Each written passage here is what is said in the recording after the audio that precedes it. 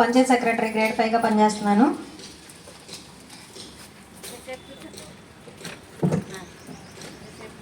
First ఈ survey దేన్ని ఉద్దేశించి చెప్పామనేది మొత్తం మన గౌరవ ఎంపీడీఓ గారు మొత్తం అందరికీ వివరించారు. ఈ సర్వే అనేది ఏ పథకం యొక్క అందజేతను కూడా ప్రభావితం చేయదండి. ఇది ఒక మినహాయింపు సర్వే అనేది కాదు, ఏదైనా యాడ్ చేయడానికి భాగమైనటువంటి inclusion survey.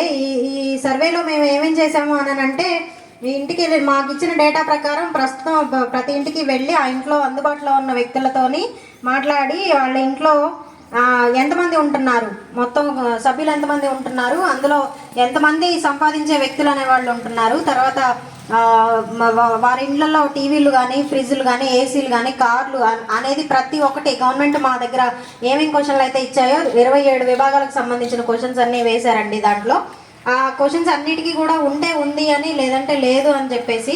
Okay, LPG cylinder connection అనేది ఉందా, ఇక్కడ కారు ఉందనుకోండి, మీరు ఇక్కడ ఇప్పుడు 20% వచ్చింది, ఇప్పుడు వాళ్ళకి లేనిపోయిన డౌట్లు వస్తాయి.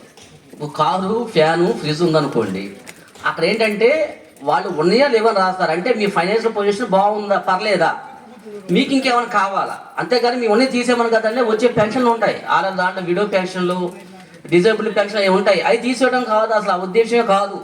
కారు ఉన్నంత మాత్రాన ఏ కారు అంటే ఇప్పుడు మీ పేరు ఉందనుకోండి, పెన్షన్ మీకు వస్తుంటే కార్డు మొత్తం పోద్ది. మరి ఇప్పుడు ఆల్రెడీ పోయినాయి కదా, పోకుండా ఉన్నవి ఇవి కొత్తగా పోవడానికి అవకాశం ఉంది. ఈ కార్ అంటే పెన్షన్ ఉందనుకోండి, కారు ఉంటే ఆటోమేటిక్ అప్పుడు పోతుంది కదా. ఇప్పుడు అది కాదు, ఇప్పుడు కారు ఉన్నా కానీ వీళ్ళు కారు ఉన్నా రాయరు దాంట్లో లేకపోతే. అంటే ఇదండి ఈ ఆర్టీఐ డిపార్ట్మెంట్ ఉందా,